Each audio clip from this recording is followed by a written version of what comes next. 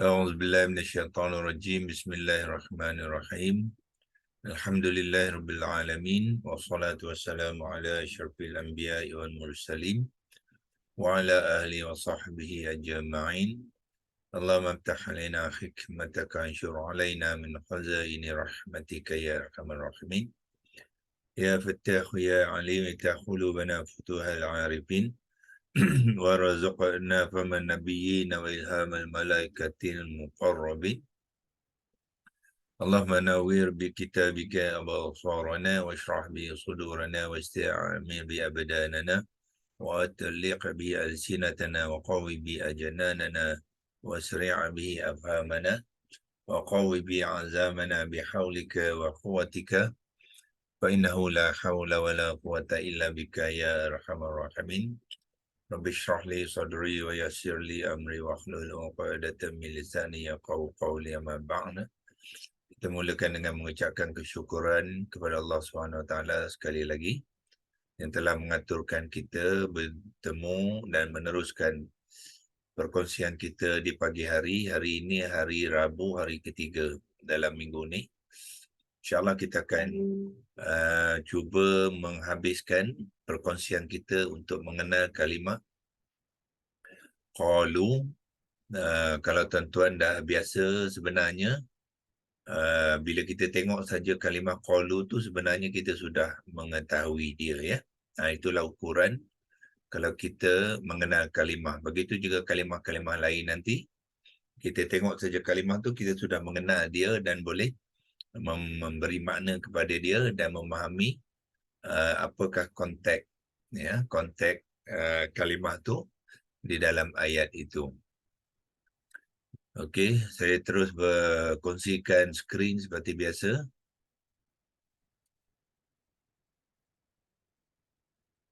Dan di skrin dia ada pada skrin ni ialah latihan yang kita buat semalam.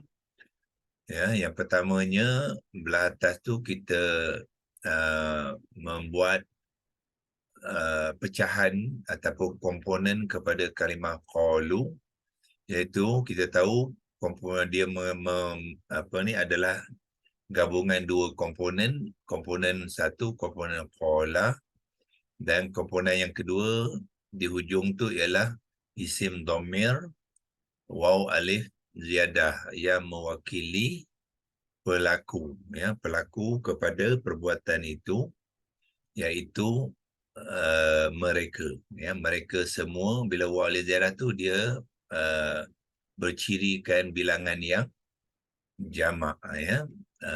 Penerangan kepada qala dengan qalu tu sebenarnya kita telah buat sehari sebelum rasanya. Kalau kita ingin lihat kembali, kita boleh cari dia semula dalam screenshot tu, iaitu di sini, ya.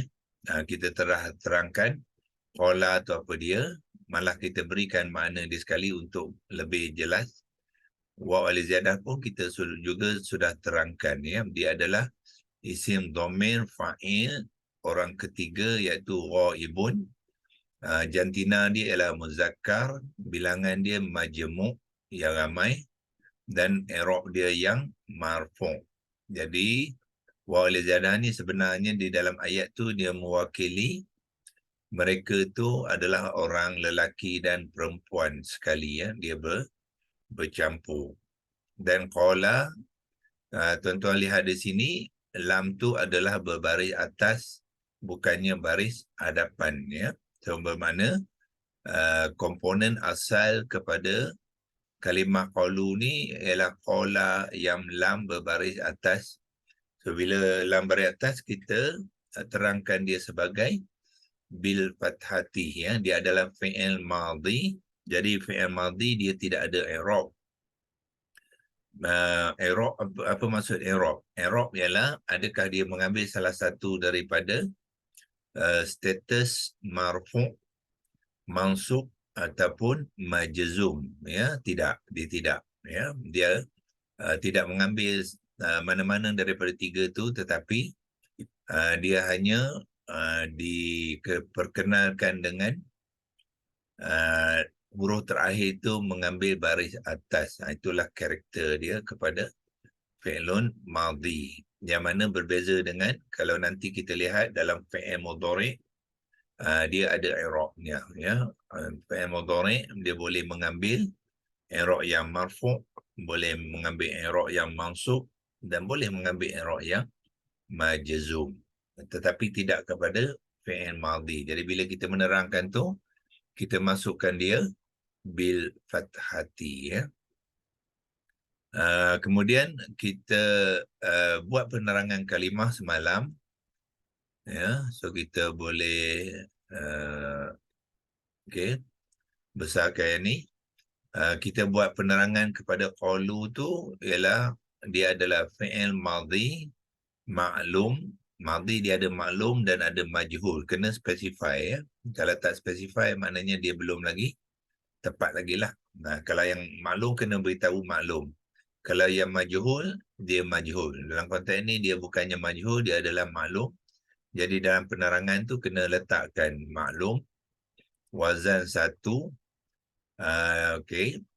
Dia sebenarnya bil fathati, ya, tetapi sebab sekarang ni lam tu mengambil dhammah kerana dia nak meraihkan hukum tajwid, ya.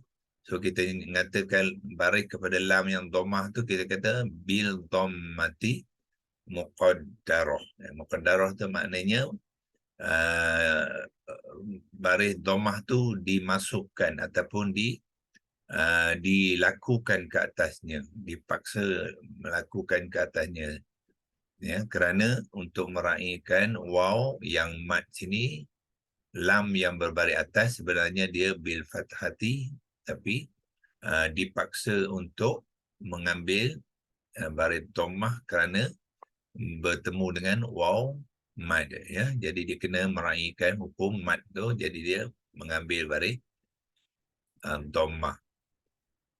Kemudian komponen waw al-ziyadah ni kita sambung balik dengan wa fa'iluhu, dan fa'ilnya isim dhamir ghaibun muzakkar majmu' yang marfu', yang mana sama dengan penerangan yang kita buat sebelum tu dalam rumi ni, ya.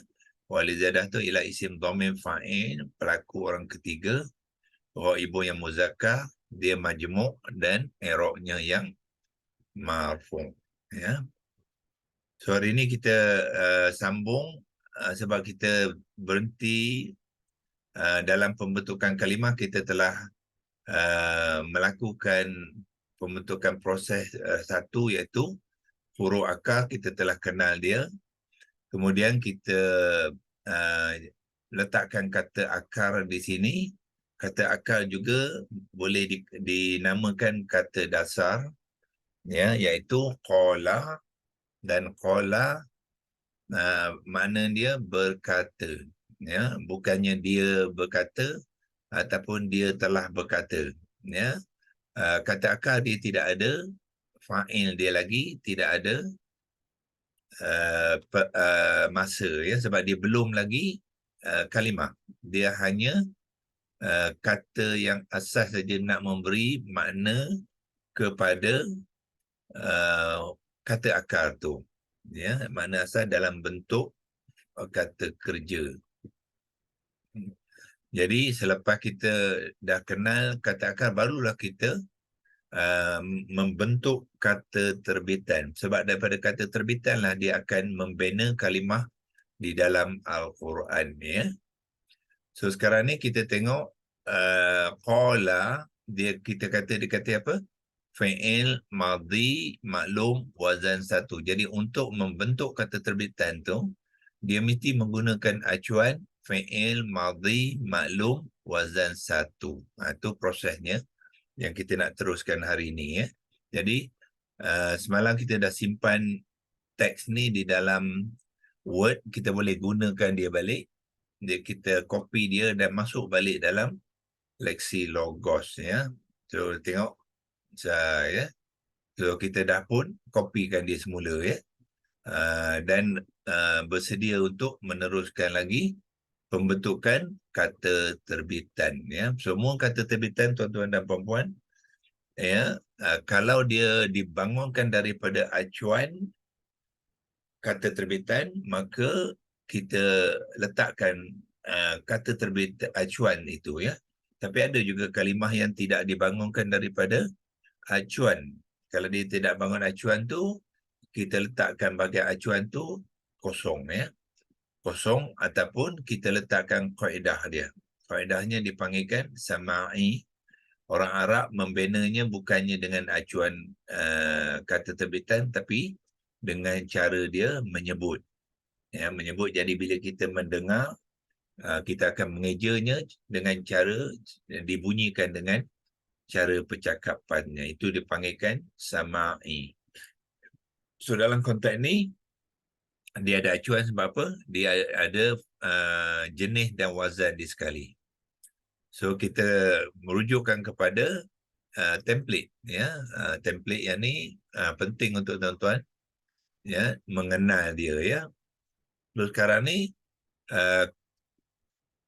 kata dasar dia mengambil bentuk fa'ala jadi qala, kemudian dia mengambil acuan yang mana untuk menjadi dia qalu adalah daripada qala, ya. Ingat balik dia punya komponen dia ialah qala. Qala ni ialah fi'il madhi. Jadi untuk membentuk qala, dia mesti mengambil acuan fi'il madhi maklum wazan 1. Mana dia? Yang ni lah. Ya, fi'il madhi maklum wazan 1. Tapi wazan 1 ada 3, ya. Ada fa'ala, ada fa'ila, dan ada fa'ula.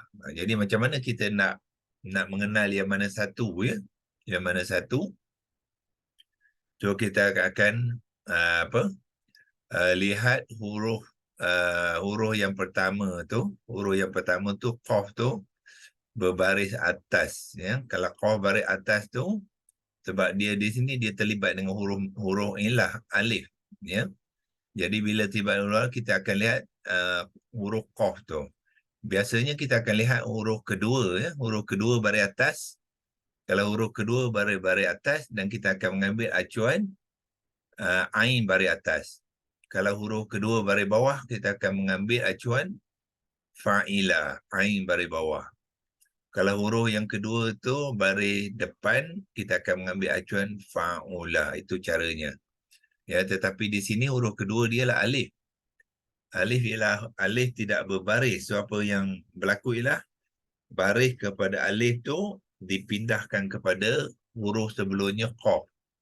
Bermakna kalaulah alif tu boleh dibariskan, dia mengambil baris atas. Jadi maknanya dia mengambil acuan fa'ala, bukannya fa'ila dan bukannya fa'ula. Itulah caranya nak mengenal acuan yang mana, ya. Jadi setelah kita mengenal tu, jadi kita masukkan acuan ni untuk membina kata terbitan dia. Ya, so sambung di sini. Membina kata terbitan tu, kita masukkan acuan dulu, iaitu acuan fa'ala tadi. Fa baris atas, ain baris atas, dan lam baris atas. Acuan kepada kata terbitan. Jadi apa kita buat? Kalimah qala ni masukkan ke dalam fa'ala, ya. Qaf akan menggantikan fa, alif menggantikan ain, dan lam menggantikan lam. Itulah cara menggunakan acuan tu. Ini dia punya ingredient dia, ini dia punya acuan dia. Jadi ingredient tu masukkan ke dalam acuan tu untuk membentuk kata terbitan, ya. Jadi qaf menggantikan fa, bermakna huruf pertama ialah qaf baris atas. So ambil qaf baris atas. Huruf kedua ain baris atas diganti dengan alif. Alif menggantikan ain, maknanya alif baris atas. Ya, alif baris atas. Kemudian lam baris atas menggantikan lam baris atas, samalah, ya. Lam baris dia sebab huruf yang sama. Jadi dia akan mengambil lam baris atas lah. Ya.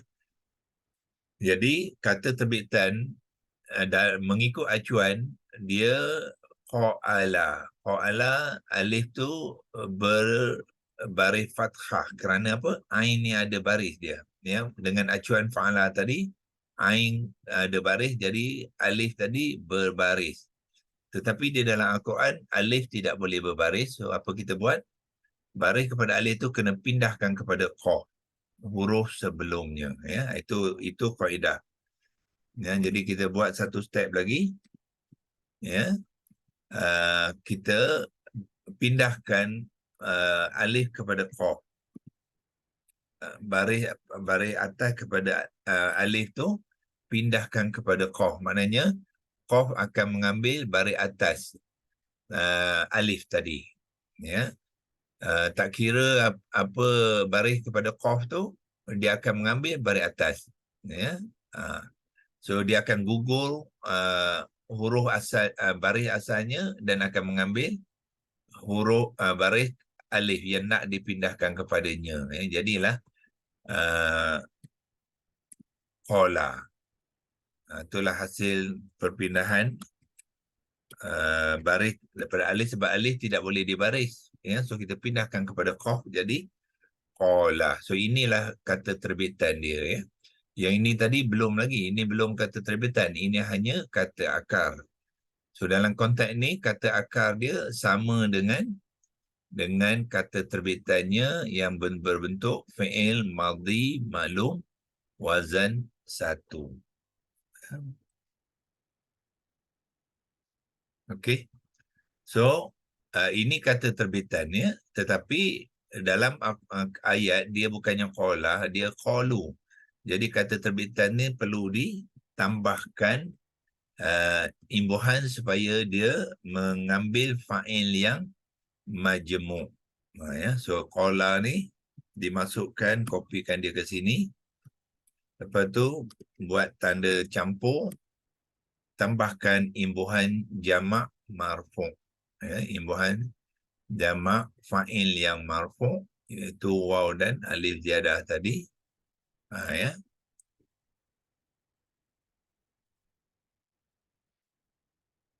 Okey. So bila dia ditambah tu, ya, ini baru dalam bentuk komponen, belum lagi bergabung. Ya. So bila dia bertambah tu, dia akan bergabung lah. Jadi agak apa gabung, kita akan buat dia, copy dia kat sini, buangkan tanda campur. Untuk digabungkan tu, buangkan tanda campur. Ya. So tuan-tuan lihat di sini, asalnya lam tu berbaris atas. Ya, asal dia lam berbaris atas. Kita buat satu step, sebab kita tak buangkan lam alif kepada lam tu, kerana kita nak menunjukkan sebenarnya qalu tu asal dia lah qala dengan waw alif ziyadah. Ya. Tetapi kalimah macam ni tidak wujud. Kenapa tidak wujud? Sebab waw ni adalah waw mad. Bila waw mad, huruf sebelumnya tidak boleh mengambil baris atas. So maknanya qalau ni kena diubah. Ya, kena diubahkan kepada kalimah yang di mana baris itu akan meraihkan waw mad. Ya, jadi di situlah kita tukarkan baris lam tu kepada dhammah. Bukannya baris dia sebenarnya. Ya, baris dia ialah baris atas. Tetapi sebab nak meraihkan hukum tajwid mad tu, dia perlu bertukar baris. Ya, so maknanya sekarang ni dia kena mengambil baris dhammah. Itulah, ya, pembentukan keseluruhan, ya, supaya kita kenal. Qalu tu apa dia kalimahnya, pembentukan kalimah ni akan banyak membantu kita untuk memahami dengan lebih tepat. Ya. Kalau kita tak buat pembentukan kalimah tu boleh, tapi penerangan dia belum lagi kemas, ya, betul-betul kemas. Nanti kita akan jawab lam tu baris depan. Ya, tidak, lam tu bukannya baris depan, lam tu adalah baris atas. Ya, tetapi dia perlu ditukarkan kerana untuk meneraikan waw mad di dalam isim dhamir fa'il waw alif ziyadah. Ya. Okey. So kalau kita kita sudah siap membentukkan kalimah tu, dia sama dengan dalam ayat qalu juga, jadi kita boleh berikan makna dia lah, ya. So makna kita boleh beri di selepasnya, iaitu dia gabungan qala dengan waw alif ziyadah. Qala apa dia, komponen dia, makna dia ialah, ya kita tengok balik dalam penangan kita buat sebelum ni, iaitu telah berkata. Komponen kata kerja, ya, fa'il dia di sini. Jadi qala tu memberi makna telah berkata. Waw alif ziyadah itulah yang memberi erti mereka. Jadi bila digabungkan, dia akan menjadi mereka telah berkata. Ya, mereka tu lelaki dan perempuan. So kita balik ke sini dan kita bagikan terjemahan dia, iaitu mereka kalau kita nak masukkan maklumat tu, ya, dalam konteks ni mereka tu ialah konteks ayat tu, mereka tu ialah lelaki dan perempuan, ya, bukannya lelaki saja. So lelaki dan perempuan pun akan mengambil jantina muzakkar, ya. Perempuan, walaupun dia tidak diceritakan di dalam tu, ya, tetapi is understood, ya. Memang kumpulan manusia ni dia ada lelaki dan perempuan. Tak logiklah kumpulan tu hanya lelaki bila dia mengatakan kumpulan tu merujukkan kepada penduduk sesuatu tempat, kumpulan manusia, semua tu dia lelaki dan perempuan. Jadi lelaki mereka telah berkata. Lam ha, ya, telah berkata. Baro kaf alif ta, ya. Mereka telah berkata. Jadi selesailah pembentukan kalimah tu. Jadi kalau kita nak simpan, tuan-tuan, dia ada teks sebelah atas tu, ya. Dia mengambil beberapa line termasuk yang bawah ni. Jadi frame ni adalah frame yang kecil, ya. Kalau nak besarkan, kalau kita nak simpan semua sekali supaya semua nampak, kita tukarkan frame ni, ya. Ini dinamakan frame ni kepada frame yang lebih besar yang dipanggilkan large frame kat sini. Sekarang ni dia adalah small frame, ya. Besarkan dia jadi kita boleh nampak semua. Jadi bila kita simpan dia, ambil gambar dia akan nampak semua sekali lah, ya. Cuma kita nak buat rujukan sajalah. Rujukan ini ayat mana, kita boleh buat rujukan di di penyataan pertama tu. Kita masukkan rujukan tu ialah ayat daripada surah Al-Baqarah, ya, ayat ke-13. Itu sebagai rujukan kita nantilah. Ya, ini menunjukkan pada ayat yang surah Al-Baqarah ayat ke-13. Ya. Okey, so kita boleh buka large frame. Tekan large frame tu, dia nampak semua sekali lah. Jadi dia akan, bila kita ambil gambar ni, iaitu print screen tu, dia akan ambil gambar semua sekali dan dia simpan dalam screenshot. Kalau kita nak buat ulang kaji nanti, guna kita akan lihat, ya, dalam bentuk yang macam mana dipaparkan dalam paparan skrin sekarang lah. Jadi kita tekan print screen, tu dia ambil gambar lah tu. Print screen ni dia macam kamera lah.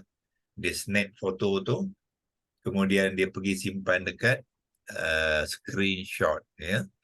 So kalau tuan-tuan, tiap-tiap komputer tu kedudukan screenshot tu mungkin berbeza. Jadi tuan-tuan kena pandai mencari, ya, kat mana nak cari screenshot tu. Yang senang sekali, tekan di window di bawah ni, ya, Windows start ni, button ni. Lepas tu type screenshot dekat search box ni, dia akan bantu kita nak mencari kat manakah screenshot yang kita simpan tadi. Jadi kalau kita pergi ke screenshot ni, dia sama saja dengan tuan-tuan lihat sekarang ni, itulah simpanan dalam screenshot ya. So kita pergi screenshot, yang kita simpan baru yang atas kali ni adalah 18 hari bulan ya.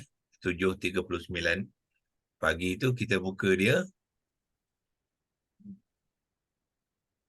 Ni dia simpanan yang baru kita buat, sama saja ya. Tapi simpanan kita boleh bersihkan dia. Yang mana gambar-gambar yang tak perlu tu kita boleh bersihkan dia supaya kita fokus kepada yang perlu saja ya. Apa kita buat? Kita pergi kepada dia sebelah atas tu ada edit button ni yang ada gambar pen tu ya. Edit image dia. Kalau letak cursor kat situ dia tulis edit image. Jadi ambil edit image icon ni, tekan di situ. So dia akan beri kita peluang untuk dipanggilkan cropping. Ya, cropping tu kita boleh crop, yang mana yang tak mahu tu kita buangkan. Ya, itu panggilkan cropping. So tuan-tuan nak cropping apa buat? Tengok kat corner ni ya, ada kat corner ni diputihkan penjuru tu. Jadi penjuru tu kita tarik saja. Ya, tarik ke tengah. Yang ni pun boleh tarik ke tengah untuk membuang ya gambar-gambar ataupun ialah gambar-gambar yang tak perlu tu. Jadi tarik sini, bawa ke bawah sini, pilih sampai situ saja. Dan belah ni pun kita buang sikit speed belah kiri tu dan naikkan dia. Sebab kita nak tengok yang ni saja, yang lain tak perlu. Tu caranya untuk membersihkan ya gambar yang kita telah simpan dalam screenshot tu supaya dia lebih kemas ya, dan dengan tidak diganggu dengan gambar-gambar yang lain tu. Lepas tu kat atas ni kita boleh save kan, ada drop down arrow tu, kita tekan kat situ, dia akan patutnya ada mana, okey ni block ni, okey, ambil save ni, tekan save ya, dia save kan. So maknanya image yang terbaru macam ni lah rupanya. Yang luar pada itu tu sudah tak ada sebab kita dah bersihkan dia. Itulah cara nak membersihkan simpanan image ini ya. Okey, itu penyudahan perkongsian kita kepada kalimah qalu di dalam ayat ke-13 yang ini. Ialah qalu adalah kalimah yang ke-8 ya. Jadi besok kita Doktor, soalan, kalau qala tu marfu dalam keadaan mufrad, jadi dia masih ada fa'il kan? kalau qala Qala tu masih dalam singular mufrad lah kan? kalau qala sahaja dia ada ada fa'il yang tersembunyi di dalam qala tu. Huwa kan dia punya Huwa. qala. Jadi Betul. dia masih lagi marfu' lah walaupun kita tak nampak. Yang marfu' tu fa'il dia. Itulah huwa tu yang marfu' kan? Huwa tu mesti fa'il. Mesti marfu'. Okey. So bila kita menerangkan huwa, kita panggil huwa mustatir, tersembunyi, marfu' ya. Okey, terima kasih doktor. Okey, so besok kita akan sambung dengan kalimah anu'minu ni ya, kalimah yang ke-9, kalimah ke-9 dalam ayat tu. So kita akan lihat nanti, tengok dia warnakan dua warna tu bermakna hamzah qata' yang berkaki alif ni sebenarnya satu kalimah ya. Satu kalimah, dan nu'minu ni satu kalimah. So gabungan dia adalah dua kalimah ya. Hamzah qata' adalah satu kalimah iaitu kalimah harfun. Nu'minu ni satu kalimah fi'il mudhari'. So besok kita akan pula belajar mengenal fi'il mudhari' pula ya. Hari ini kita fi'il madhi. Begitu daripada pembelajaran ni kita akan tengok ciri-ciri fi'il madhi dan fi'il mudhari', dan lihat apakah perbezaan dia ya. Okey, so itu kita akan buat perkongsian besok. Hari ini sudah sampai 7.45, mana kita sampai ke penghujung ya perkongsian kita pagi ini. Kita boleh yang kita lakukan tadi tak perlu kita simpan dalam Word kita sebab kita tak guna lagi dah untuk tidak ada tambahan apa-apa. Kita dah simpan dalam image tu pun sudah cukup dalam screenshot ya. So yang ni kita boleh buat